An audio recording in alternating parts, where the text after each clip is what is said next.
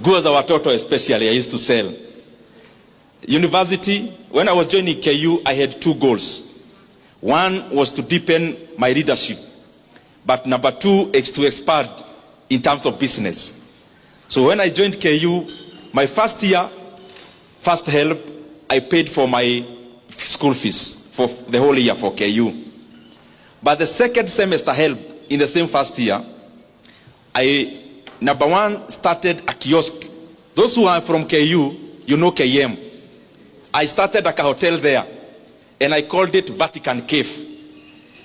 And I remember one time, it was Valentine's Day, we had gone to buy sufurias with the person I had borrowed some money ya kuanza hiyo kahoteli. That guy is called Wamwere, now he's in the UK. And we had gone to buy sufurias in Gekoba for that hotel of mine. Then Wamwere told me I have a girlfriend. Alikuwa nauza phone accessories along Rudhuri Avenue. Since gari za KU ziko tu hapo karibu, matatu, tukaenda tukisalimia girlfriend ya Wamwere. When we reached there carrying sufurias, the lady was looking at us like she does not even know us. Later on, Wamwere was dumped.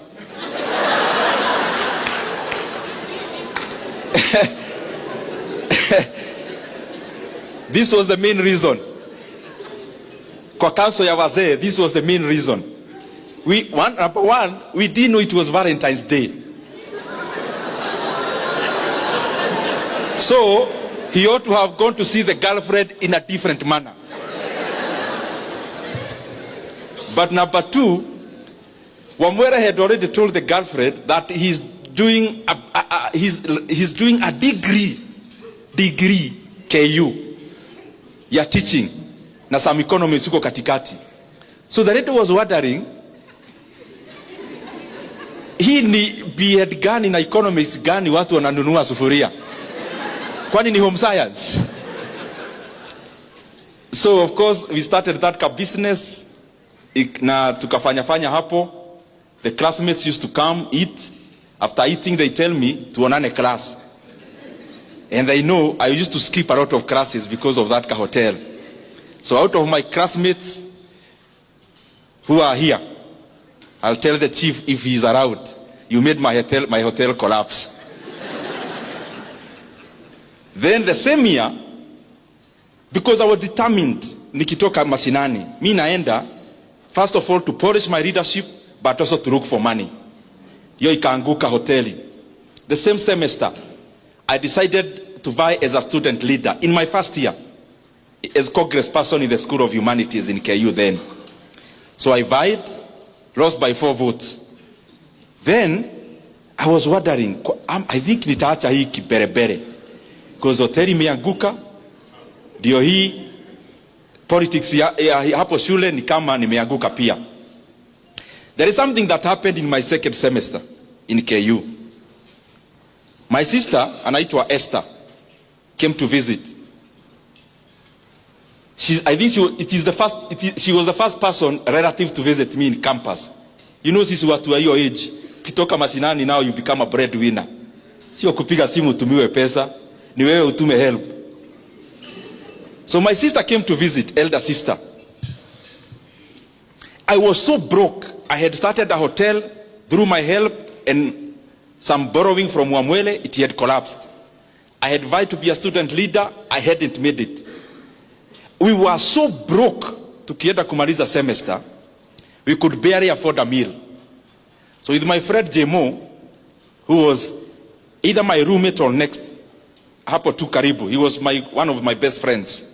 So my sister came to visit, brought us meat, nyama, and we were so broke. Then we decided with Jemo, tukifanya hesabu ya kwenye semester imebakia, kula nyama inatuumiza. So we decided to sell the meat. so that we can push some days kukula ugali na matoto. So that first semester, long vacation. Hapa unamaliza mwaka uende second year. Of course me I had decided sirudi mashinani. So my uncle akanipea kanyumba hapo Lang'ata. I used to go mguu mpaka town. Nikapata some internship in the Ministry of Trade But then, when I was loitering around, I decided my former MP called Genye Karaoke, niende nikamtoanisha kitu. So I was, wakati hiyo comrade, saa hiyo nimematch kiatu ya black, of course iko na vubi, na trouser ya black, na shati ya black. Sasa unajiona umematch ile mbaya. Na nimebeba bahasha. As usual, sijui kwa nini, when you are a student in campus or after you finish, you always carry a CV as a default setting. So I was carrying a brown envelope, was going to my former MP's office, but I was going there kumuonyesha he can rely on me in terms of kura za mayouths, so that anipatie kitu, inipatie fare ya kukaa Nairobi. So nikapata a meeting. I was told you can leave your CV, but I was not going there to look for a job. I was going there to look for money, cheap money. Then later on, he called me within that week, and I went to his office. And akaniuliza, kijana ulikuwa unatafuta kazi? Kamwambia, yes sir. When do you want to start?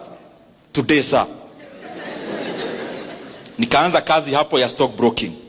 The reason I've given all that background is because I do stock broking up to today. And that is the basis where I learned investments. Raw investments, especially in the Nairobi Securities Exchange. So whatever you read about Kenya Power, that is the genesis of me buying shares. I'm sure some of you have read something about it. In terms of investing in Kenya Power, investing in the Nairobi Securities Exchange, that is my genesis. Later on, of course, started an IT company. We now, as politicians, we may not go into details. But I do business in IT, in financial services, majorly IT and financial services. Hiyo I think was ibaki hapo. So business, you are a businessman. What's the distinction between a businessman and an entrepreneur? A businessman seeks to expand the business they are doing. My brother here is in oil industry. As a businessman, you are looking at how many gas stations or fuel stations we will have. An entrepreneur becomes more innovative and branches further from just deepening the business they are doing in terms of extracting more from it, into being creative and innovative to venture into other sectors. So you could actually pass and say, a businessman seeks to expand whatever they know. An entrepreneur now goes further, even beyond what they know. Na mimi nikiangalia hapa naona nyinyi ni watu werevu. So sitafafanua vitu sana. Nikipitia hivyo najua mnashika maneno. An investor is what I'll talk about later, because it's an area that I really enjoy. But the difference between this business person and an entrepreneur and this investor, what's the difference? In most cases, an investor will do, or the money for the investor will fetch them money passively. Is where you don't wake up in the morning to go check how your shop is doing. That's somebody else's business. You put in your money there, it's doing something for you. That is the bare, using superlatives, that is the top line definition. I want to talk about just a few basics, because I've started many businesses also. Just some basics we may note here, and especially those who said they are huge business people. I saw your ads. You said you are doing very well in business, but for now, it is in the mind. Just for now, it is in the mind. One of the basic, I have seen it is important. As you start a business, you don't start a business because the other person started. You start a business because there is a gap. Gap may be in terms of demand. Gap may be in terms of geography. It could be the same product, it is somewhere else, but it's not yet in a geographical area that you are seeking to establish. That could also be a gap. Value creation. You can make money faster through creating value than through extraction. Many times you want to do business to extract money from people's pockets. And that is why you realize, and especially in a church setup, when you do business, you want people to sympathize with you because you go to the same church to buy your product for that reason. That is not a reason enough. Just because I know you and you are my relative, you ought to create value. It is me who should be looking for your product.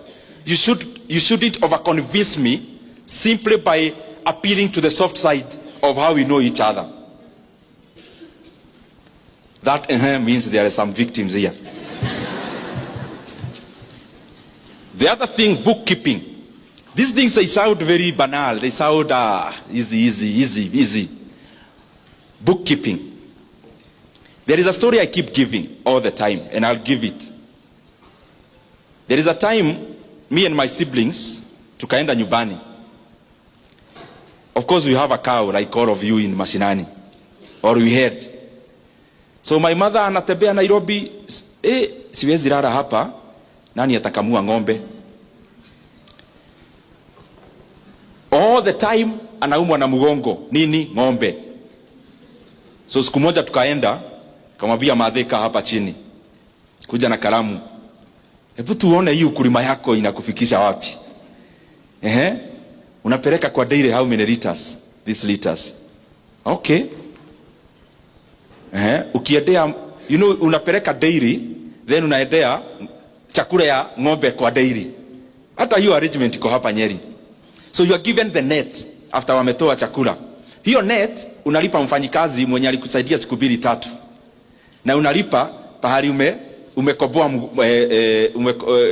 you have leased some land for Napier grass. After we did the math, we realized, I'm using that as a businessman. This is a businessman, a farmer, you can say now, in agro processing or something like that, to sound sophisticated.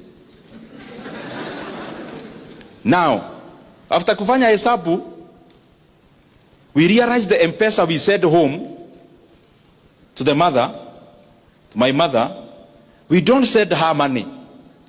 We said what? We said the cow. Only that we use her phone. Because after doing that math, it taught me one thing that we all do, especially owners of small businesses. We never track our progress. So we never know whether we are timing or we are making progress. And the best way to do that is to use data. Data could be in terms of number of customers served, in terms of bottom line. Me, I like looking at bottom line. After all is said and done, it is not if you are a person doing oil, your business is not to fuel other people's cars. Your business is to make money. In economics class, we say, it is not out of the benevolence of the baker that we enjoy our daily bread. It is out of their selfish interest to make money that we get Ken Blessed coming to our local shopping center every day. And in the economic interaction, selfishness is what buys the economy. You buy a matatu there seeking to make money, and me, I open a hardware seeking to make money. That interaction of the market is what creates the economy. So as you start your small business early enough, track progress so that you actually know whether you are overstaying in a redundant area for too long. Market. Many times we are limited by what we know in the mind hapa. But do you know now with internet, there is a lot you can do. You look at market, whatever product you come up with, and please, especially those whose businesses are in the mind, polish your ideas slightly further. Don't just do a business. Kuna business tu yani unafanya unaona. You need to think deeper. Especially those who have not yet risked or staked their money. Use more time to think than start. So that you first of all think about the market, The market may not be limited to where you already know and can see with your eyes. Study. I'm not saying you hire professionals to do that. Do basic, even with the internet. Those who are already doing business and you have some capital, focus on there is something I keep thinking about, and I also do. Look for businesses whose barrier of entry is high, almost blocked. The highest margins are in businesses that have got high barrier of entry. Barrier of entry may be in terms of knowledge. Barrier of entry may be in terms of capital. For example, if you had 2 billion shillings in Kenya now today, and you are talking about building a real estate in terms of flats, me, I wouldn't, because everyone can do that. For example, if you look at banking in Kenya, yes, the core capital was increased. It has been 1 billion shillings. But do you know there are so many Kenyans with that kind of money?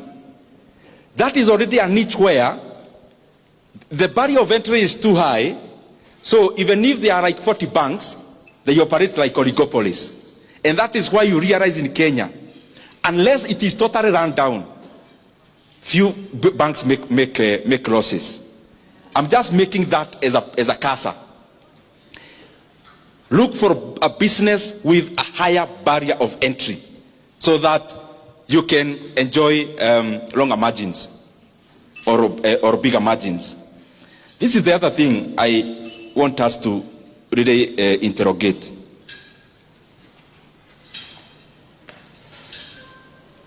In my village, just like yours, my former teacher retires. The first thing they do is to buy a matatu. Or hapo kwa shopping center yetu anajenga hapo. Pesa ya retire. Karibu wote. What am I trying to say? Those businesses are good.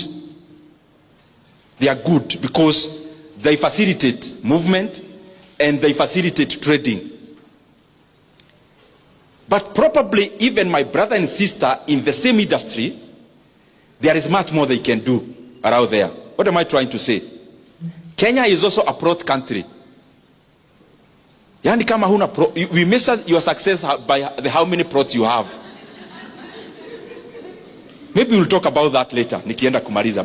By the way, I'm almost finishing. Now, allow me now these minutes, because I can see here, next time, this one here, this is the lead sponsor. We would want in the next few years to come, the owner of this lead sponsor will be from this hall.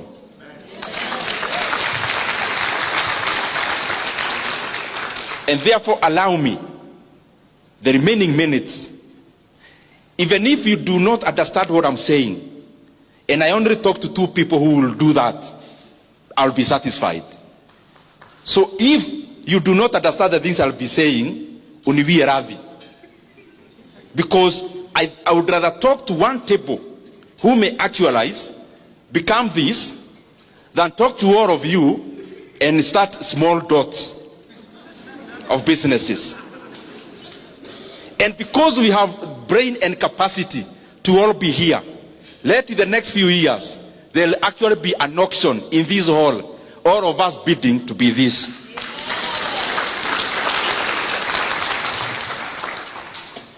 I'm talking about how we must fashion ourselves in this hall to move from being net worth of 500,000, net worth of a millionaire.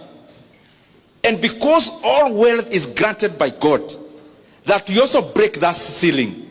Those figures we hear of billionaires, we also aim. And number 1, moving from that comfort, I'm trying that we move from that comfort of being a dealer for Oilibia or for Total, to being the Total yourself. That's what I'm trying to say. From being a dealer of Safaricom to being a competitor. That's the kind of thing I'm trying to talk about. Mumeanza kuenda chini, mnauliza sasa huyu mtu ni vitu gani hizo? When you want to move to that level, you do not own 100% of your business. There is no billionaire in the entire world who owns 100% of the business they are associated with. None. Mark Zuckerberg, in terms of Facebook, in fact, let me just to be precise, Jeff Bezos owns 12.7% of Amazon. Elon Musk owns 13% of Tesla. Bernard Arnault, the one for Louis Vuitton Moet Hennessy, is is the richest man in France actually. He owns 46% of LVMH. Warren Buffett, the renowned investor of Berkshire Hathaway, owns only 16% of Berkshire Hathaway. Larry Ellison, the one for Oracle, owns 35% of Oracle. Bill Gates, I talk to you now, all of you know Microsoft is owned by Bill Gates. He owns less than 1% of Microsoft. Coming to Kenya, when you ask somebody who owns Cooperative Bank, they tell you Muriuki, the CEO. He is actually from here, Nyeri. He owns less than 5% of Cooperative Bank. But what is 5% of Cooperative Bank? A bank with a market cap of around 20 billion Kenya shillings. 5% means he is going to over 6 billion Kenya shillings. 5%. Now you with your 100% of your business, how much is it worth?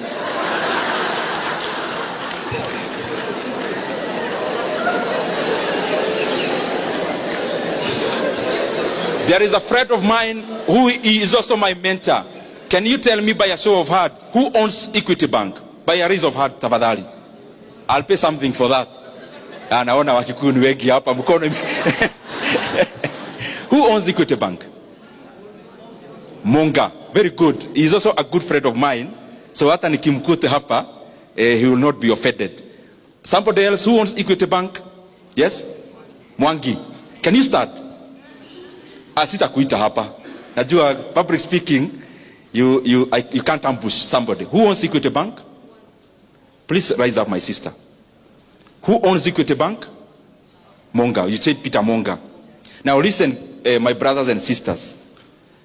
Mwangi, the CEO of Equity Bank, owns 5% of Equity Bank.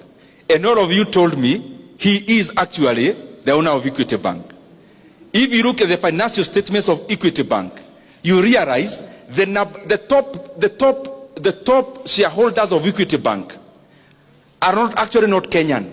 They are fads, including Norwegian fad. Do you know Peter Monga now owns less than 1% of Equity Bank? Now keep your 100% of your business. In business, and niliacha kuongea sasa mtu wa kuanza kiosk. Tumesema Mungu anatubariki to start chains. Is that so? Don't seek to own a fish pond. Seek to own just a slice of the ocean resources. Because the fish pond utaweka net, utasweep all your resources in there, and you have to give it months. Dive into the ocean. You are just given a slice, but that slice is worth much more than having many fish pots. And how do you do that? You have a business here. Mambo yote hata nimesema ya bookkeeping is combined. You have a business. You've started, let's say, of making yogurt, making organic soap, of making whatever you may think about. Now you are already progressing. There is so much market, but you can't satisfy. Now out of your bookkeeping, you realize your business is now worth 10 million shillings. But do you know what? You are already feeling very wealthy. And you cannot release. Hii kitu nimeanza na jasho sana. Mimi siwezi leta mtu wa kunisubua. A different person, what do they do? You look for an investor and bring you 5 million shillings into that business. It's not going to your pocket.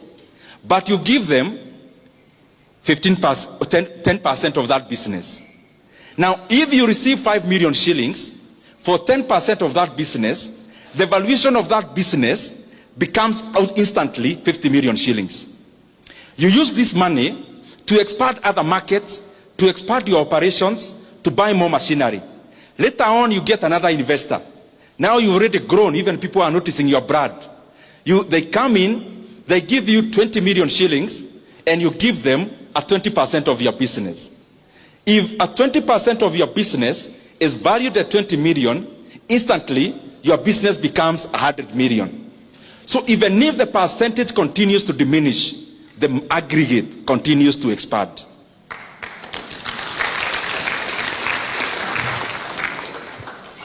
Now, umepata kazi juzi, bank. You are now doing business very well as a contractor or anything else. Your first money, what do? Buy a plot. Then after buying a plot, build flats. Guys, my brothers and sisters, big companies like the one I quoted, including Equity Bank, including their own headquarters, is leased. They don't own. So you want to tell me, in your mind you have more CFAs, you have more actuaries, you have more financial advisors than Equity Bank?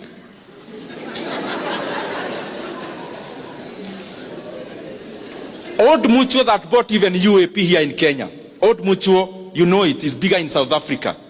Old Mutual, I saw in the Business Daily this week, they have put up for sale all their real estate assets in the entire East Africa. Wanasema, please come and buy. Hatutaki. Do you know, including that landmark tall building in Nairobi? Ile Christmas wanawekaga vitu hivi, mataa mingi tunaona huko. Hata hiyo wanauza. You can go buy. Maybe it's around 5 billion. Now, this is a company that is already divesting from real estate. And I am saying that with all due respect with my brothers who are in that business. I'm now talking to the buyer, not the seller. Other than the house that you live in, and other than the farm that you need, what is this plot you have in Kitegera, and the other one in Kamuru, and the other one in Kigajo, and the other one in Narumoro? Ni ya nini, ni ya kufanya nini?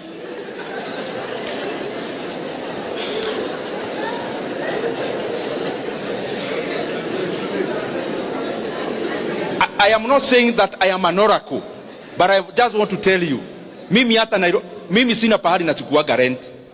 Because you realize this business of building things, building, you are actually doing it for the satisfaction of the people who live in, not for you to make money.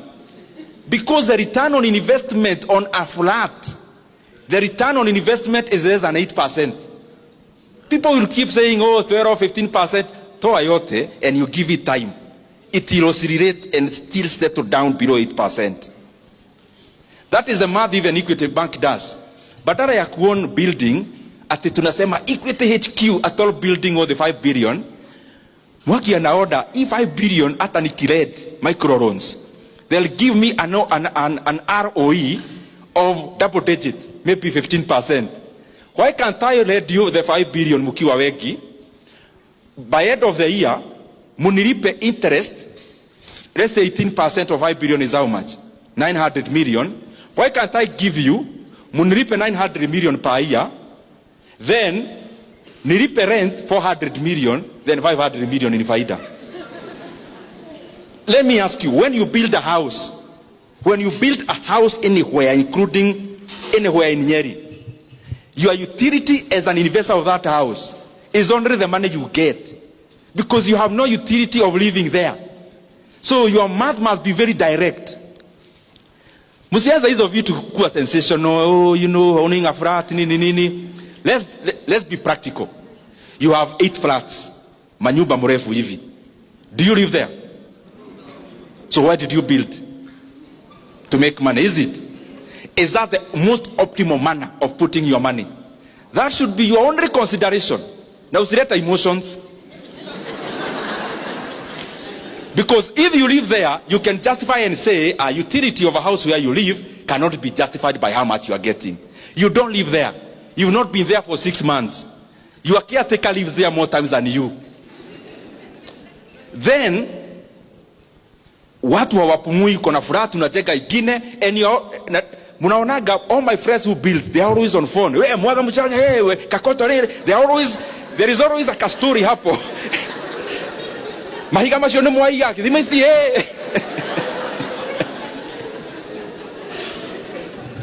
Even if you want to own that flat, why can't you invest where you are getting double digit?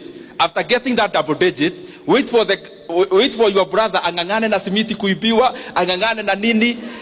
Wewe ukipata ROE yako ya 18%, after 5 years, through the faida peke yake, uende ununue akuwe amechoka on your behalf. Fanya hesabu, my friend. The other thing is that you do not need to use your money all the time. I do a lot of mentorship for university students in my office. And when they come, everyone, when they want to start a business, it is ni kama kamanyu kanapeanwa pahali. Sasa nikimaliza kuongeleza hivi na venye nimejikakamua leo, hata siongei siasa ati ni juu ya biashara. Then nikitoka hapo, unajua utaniuliza aje, okay, umeongea vizuri, where do we get capital? That is the question that is almost resonates every time. Nitatoa wapi capital? Na mimi wacha nikuulize, capital ya kufanya nini? Because that is the what you need to answer. All that, when you get somebody asking you, nitatoa wapi capital, hana idea. Because if you have a very well polished idea of a business, believe you me, you will attract money. And money is not just borrowing. There are many models of financing a business, and they are in Kenya also, not just in the US. Facebook never became Facebook because it was Facebook. Facebook became Facebook because people like Peter Thiel is a venture capital, invested money in Facebook back then. By the way, mathematics. Peter Thiel invested in Facebook $500,000 and got 2%. Wacha niende pole pole ndio mpate what I'm trying to say. And the other point, I talked about 100% of the business. Peter Thiel, there is something called venture capital, and there is something called private equity. There is something called angel investors. What do these people do? They come, uko na idea poa which can be commercialized. They give you money to start, but other than being alone, you seed a stake in your company. You seed a stake. Stake means a shareholding. So you seed. Once you seed, so biashara ikianguka, you don't owe that guy anything. But if the business does well, they are part of that business. So Peter Thiel invested $500,000, got 2%. Just a few years later, Facebook got listed. After listing of Facebook, he sold 2/3 of the 2%. Wacha niongee pole pole hapo. This is a point I want you to understand. He had 2%. He had bought all of it, like to pesa cia Kenya, 500,000. Hata tuseme ni ya Kenya. 500,000. A few years later, Facebook got listed. He sold 2/3 of the 2%. At how much? $625 million. Now, what am I trying to say? If the Facebook founders never needed the money for Peter Thiel, Facebook would still be your 100% owned company now. It will not be the global company we know. The intersection of the idea and money is what creates a business. An idea with no money to start it is still a dream. The intersection must appear of this idea and money. And you haven't even tried. You are just saying, wanatuongelesha maneno ya biashara, tutoe capital wapi? You have not even asked anyone to give you capital. How do you know people are not willing to give you money and you have not asked anyone? And then mtu anauliza hapa, who are those venture capital? And those who are those PE? This is my answer. That is precisely also an opportunity for you. The fact that you don't know in venture capital or private equity in Nairobi or Nyeri is already an opportunity for you to be one. Why? Because here there are people, by look of the introductions that we got here, there are people who have 10 million lying in the bank. There is already a person here with 10 plots. That plot, what is it for? That money can work for you faster elsewhere. Start a venture capital. If you don't know one, you don't ask me. Nitawatoa wapi? It has already an opportunity for you. But they are there. I mean, you can use the internet. Now, this is something else I know about money and investments. And I think I had made some notes, sana spedi kurifa, but I didn't want to, I wanted to mention a few things precisely. In everything, let me paraphrase. Everything is buy low, sell high. Everything. Buy low, sell high. When you're talking about commodities, even manufacturing, there is one sentence I'm looking for. Now, you make profit. Just listen to this. You make profit at the point of purchase, not the point of sale. You do not make profit at the point of sale. Profit is made from the point of purchase. That sounds like investments, but it's also business. When you are a media house, what do you sell to us, especially at TV? You are selling something called eyeballs. People watching you. That is your product. So how can you buy cheap eyeballs and then you sell expensively in terms of your adverts, pricing? In business also, business that has inputs and outputs, you do not make money when you are selling the product. You make money when you are buying the inputs. When you squeeze to the lowest point possible, the buys, at that point you've already made your profit. But then all of us here focus, pesa unatengeneza ukimaliza kujenga hiyo kitu unajenga. No, money is made at the point of purchase, not at the point of sale. For you as a businessman, I mean.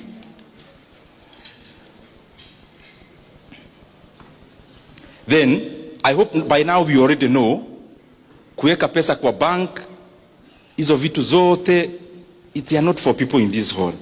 By now we already know that. Kiharu, if I found you with 5 million shillings in your bank account, I'll tell your wife.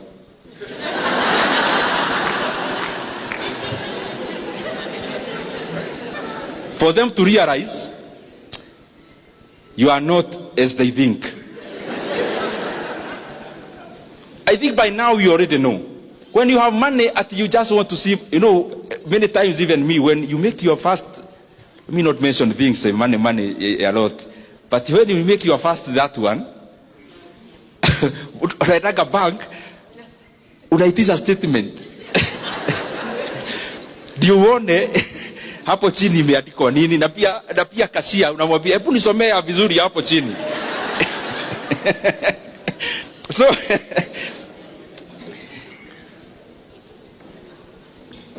I said narukaruka tu, nyinyi ni watu werevu mnashika maneno. All the people I know, by the way including myself somehow, a lot of money is made during crisis. Warren Buffett, the one for Berkshire Hathaway, ni mzee, me I'm thinking as a businessman you already know Warren Buffett. If you don't, itagogo baadaye. Warren Buffett saa zingine anakaanga na cash money, not for the reason that I gave for Kiharu, but for this other point. Just waiting for the right time.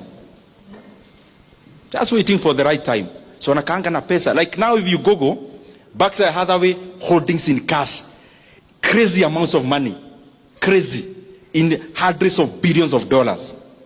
What does he do? He has studied the markets. He has studied the economies very well. Like in the year 2002-08 financial crisis, his work was to deploy cash.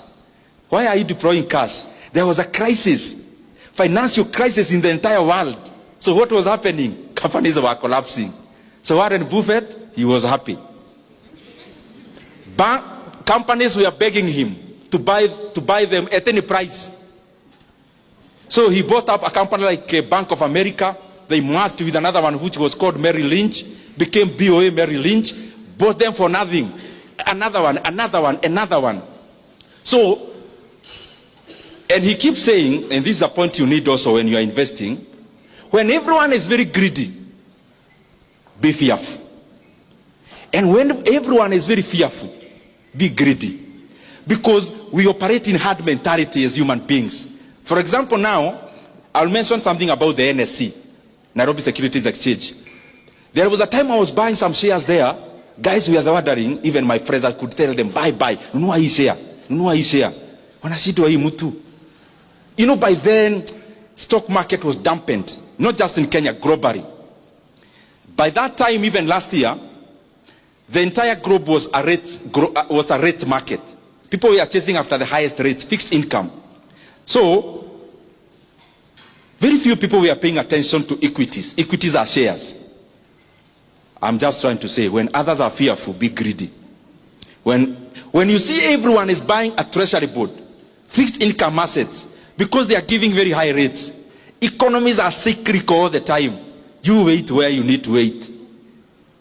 Wait by buying what they are not buying. And then when the reverse also happens. What am I also trying to say there?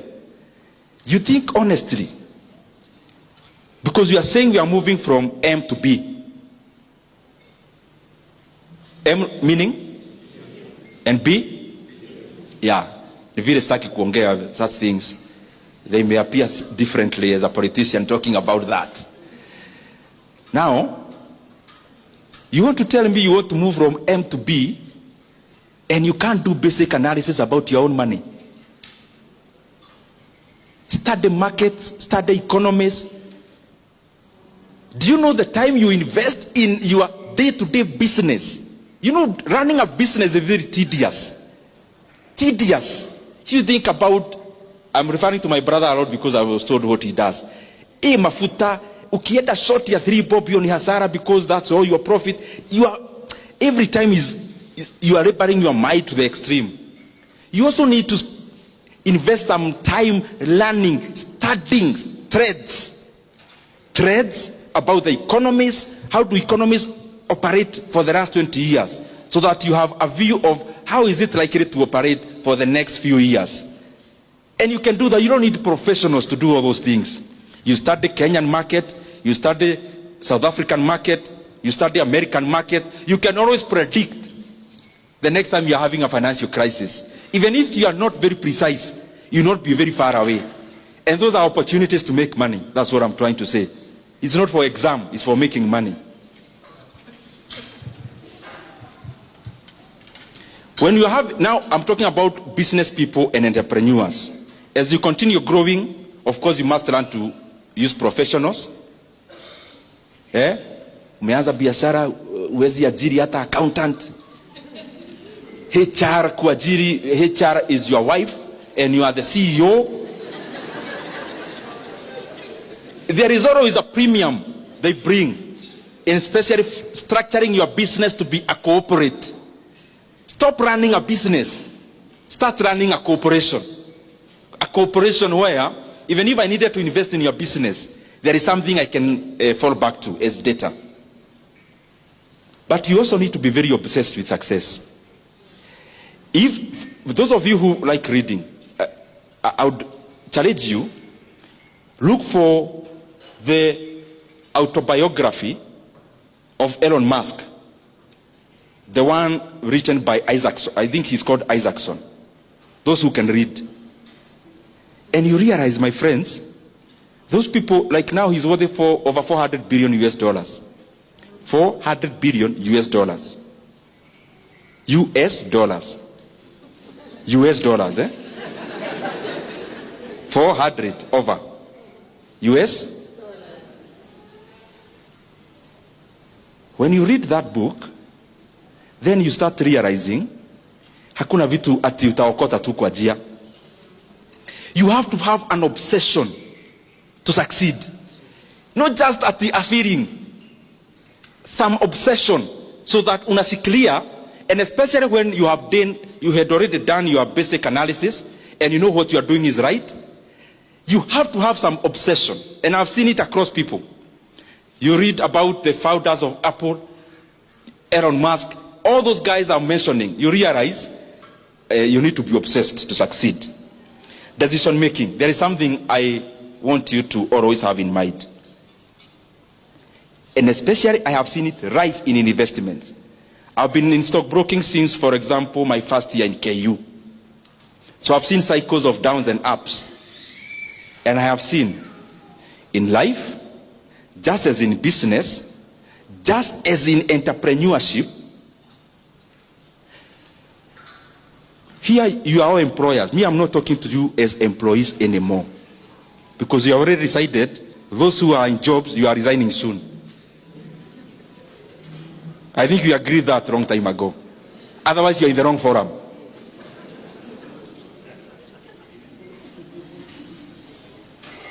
You need to make, maybe a decade is 10 years. You need to make like only 4 strategic decisions in those 10 years, instead of tiring yourself on a day-to-day decision making. When you are making a strategic decision, never afford to make a stupid decision. Use a lot of data. Use a lot of analysis. You don't need to do that every day. For example, in 10 years, you make 4 strategic decisions, you are good to go. But we tie ourselves and our mind making micro decisions that we have no time to think about making strategic big decisions. And those big decisions are what matters. Investors like the ones I mentioned, including Kenya, the decision, for example, Equity did in 2007. A company called the Heriois Capital came, a private equity fund. They got 24.5% of Equity Bank. That strategic decision they made was more important than how the branch operates every day. Strategic decisions. A strategic decision of KCB Bank to go to DRC and buy a bank there instead of starting one from scratch. That needed a lot of decision making that is weighty, deep. That strategic decision making is more important than every day-to-day running of KCB Bank. The strategic decision, let's say, of Brookside selling a stake to Danone, a French company, that decision making maybe is more important than the amount of milk they were processing every day, at that time. You need to make strategic decisions, but not in haste. Because once you make the right one correctly, then you can reap from it for a very long time. And of course, learn as much as possible. Very lastly, those who, I was at some place two days ago, and I made a confession which I want to make also now. Despite all the things I have said here, I have already told you, as a businessman, I mean, let's not cheat ourselves that we are here to do this, to create value. You are here to make money. So I'm talking in that length.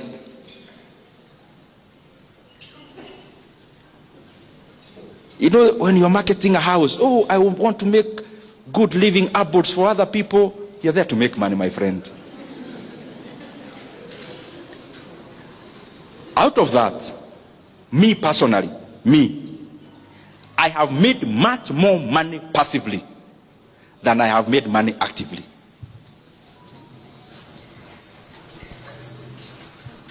And I'll give you one because it is public information which you have read. I see on Twitter, stima ikipotea munaanza maneno.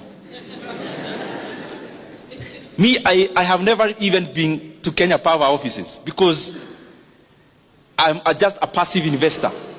Passive. I have never been there for the last I don't know how long.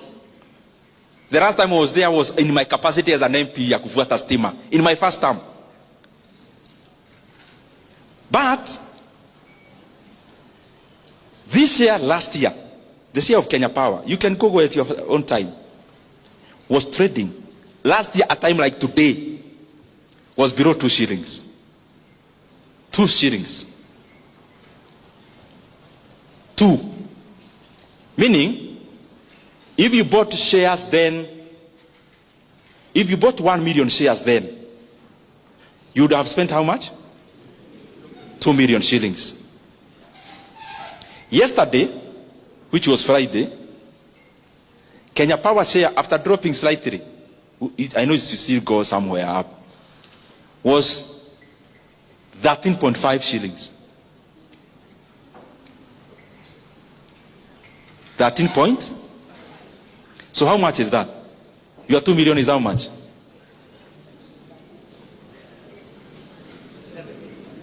At the same, no, your 2 million shares. We say, oh yes, you are right. Your 2 million is? No, it can't be 7. Fanya hesabu, 2 million shares would have bought you 1 million. 2 million shillings would have bought you 1 million shares. 13.5. You know some, najua nikisema hii, mnafikiria ni pahali it's real. Si vitu tunasomanga kama hizo nimewabia za Warren Buffett. This is real. Kenya Re shares 3 months ago. Let me even use December.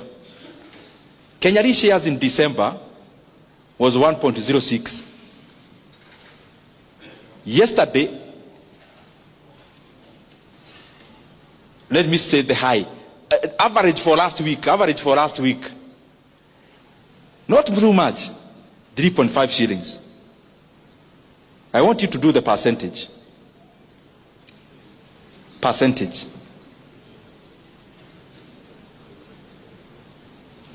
Kenyan shares, a year ago, a time like this, it was cheaper to buy 1 Kenyan share than it was to buy Peremende. It was maybe 3 point something shillings. As of yesterday, 9.7. It doesn't happen all the time. I'm not telling you at the Monday you go buy those shares. No. I am saying this. Some time back, I sat down, downloaded the financial accounts of Kenya Power, read, and I realized, ni mimi tunajua hii mambo ama ni nini? Because I saw a gold mine. I am going back to what I told you. You never move from M to B at the evil. You have to also spend some time.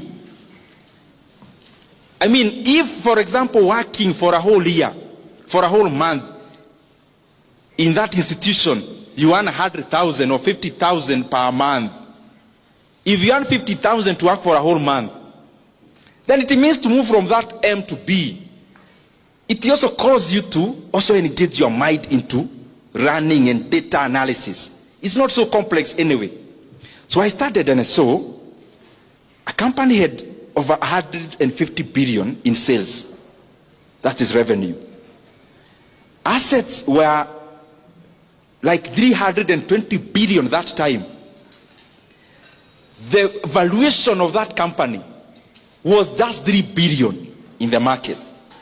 Then I decided I am not consulting anyone. I am buying vile tunasemanga hapa kwetu takeri. Yeah. Yani hutaki kufikiria, mimi hapa nimeona iko kitu na sitaki kujua, mimi nanunua. Last year, I scrutinized Kenya Re books. I realized the company is valued, by that time, was valued by the market at only at 6 billion shillings. The entire company. Because when you're buying shares, me, I don't advocate for trading. I advocate for investing. Invest like you're investing in a company, not trading shares, no. So I see a company worth 6 billion, but they had declared profit that year of 5 billion net profit. Can you just imagine? Ile story tulikuwa tunasema ya Proti. Proti will take you 10 years to recover your money. That's what they say, 10 to 15. Now here there is a company which was worth 6 billion, but net profit for 1 year was 5 billion. Then I scrutinized further. I saw their cash and cash equivalent. These things are online. You can actually check. And that you don't need to be an accountant. I'm not one. I read and saw their cash and cash equivalent by then was 35 billion shillings. Do you know what that means? And then I read further, they have no loan. Hi. Then it meant to me, I can buy this company at 6 billion.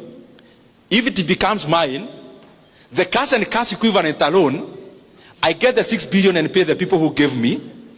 The whole money, the 30 billion remains free money. Anniversary Towers, which is owned by them, becomes my building. Maybe I'll have the top 3 floors as my office. Reinsurance Plaza becomes my building. And then I started, they are in 83 markets. I never needed anyone to tell me anything. I saw an opportunity there. So what am I trying to tell you?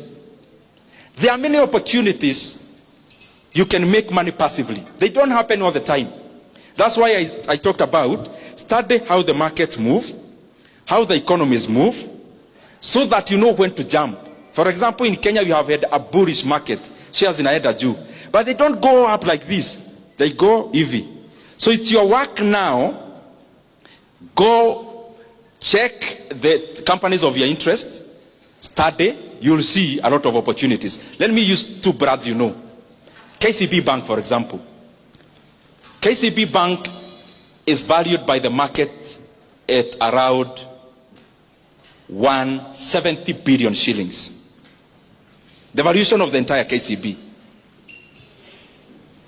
Last year, they made a profit of 60 billion.